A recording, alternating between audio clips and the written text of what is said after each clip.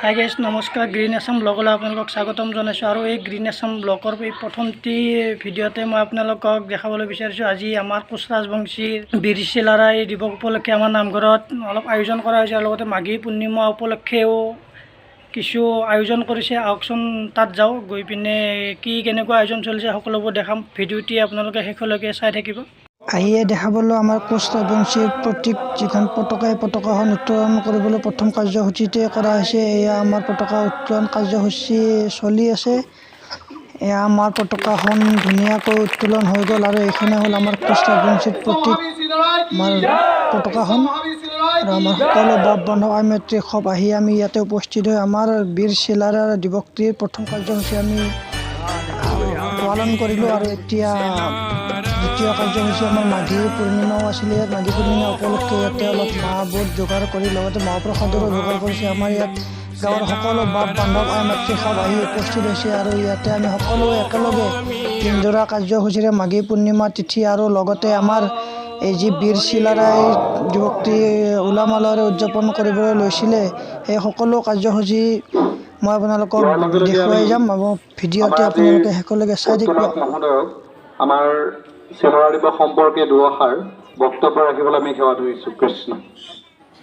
চিলাৰায় অসমৰ এগৰাকী সুযোগ্য সন্তান। এই সন্তানগৰাকী 573তম জন্ম জয়ন্তীৰ লগত সংগতি ৰাখি এই কেৰপাপথাত অনুষ্ঠিত হোৱা এই মহান অনুষ্ঠানৰ সৈতে জড়িত মোৰ অতি শ্ৰদ্ধাৰ বাপ বান্ধৱ আই মাতৃ সমস্ত, যে তাৎপৰ্যপূৰ্ণ এক বিষয় সন্নিৱিষ্ট হৈ আছে কোচ ৰাজবংশীসকলৰ জীৱন সংগ্ৰামত। এইটো অতিকৈ এক বাস্তৱসন্মত কথা বুলি ক'ব লাগিব। মহাবীৰ চিলাৰায় আমি সংৰক্ষণ বা ক্লাবৰ উদ্যোগত চিলাৰায় দিৱসটো 513 সংখ্যক চিলাৰায় দিৱসটো উদযাপন কৰিছোঁ উলহ মালহেৰে। আৰু আজি আমাৰ এই প্ৰথম কাৰ্যসূচী আছিল আৰু আমি আজি প্ৰায় 20-25 বছৰ ধৰি এই দিৱসটি পালন কৰি আহিছোঁ, যাতে আমাৰ ভৱিষ্যত প্ৰজন্মই বা নতুন প্ৰজন্মই এই চিলাৰায় মহাবীৰ চিলাৰায়ৰ দিৱস উপলক্ষে জ্ঞাত হয়। আৰু দ্বিতীয় কাৰ্যসূচী আছে মাঘী পূৰ্ণিমা, আমাৰ দিনজোৰা কাৰ্যসূচী আছে।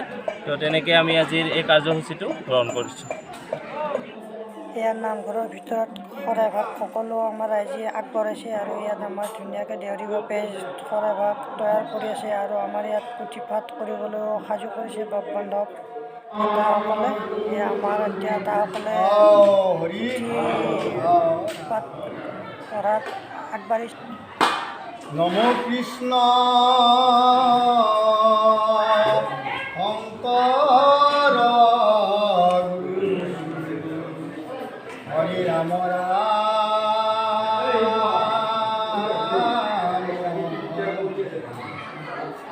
নম কৃষ্ণ শংকৰ গুৰু হৰি ৰাম ৰাম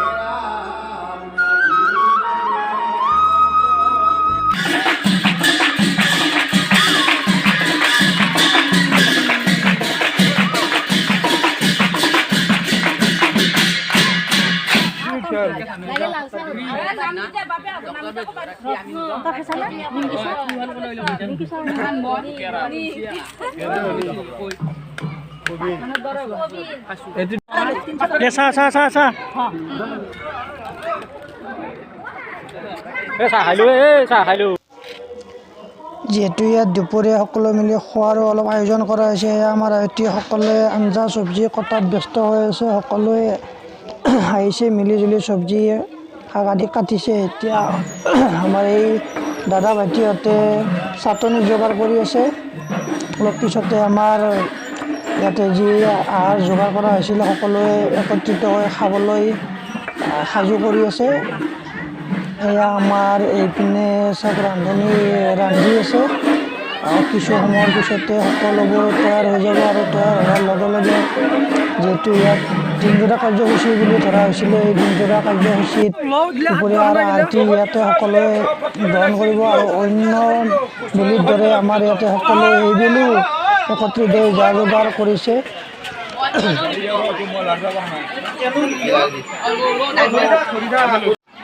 এতিয়া আমাৰ সকলো কাৰ্যসূচীৰ অন্তত এতিয়া আমাৰ খোৱা বোৱা আৰম্ভ কৰিলে সকলো ৰাইজ একত্ৰিত হয়। যিহেতু এতিয়া দুপৰীয়াৰ আহাৰ গ্ৰহণ কৰাৰ সময়ো হৈছে আৰু যিহেতু দিনজোৰা কাৰ্যসূচীৰে আৰম্ভ কৰা হৈছিল, কাৰ্যসূচীতে সকলো উপস্থিত হৈছে।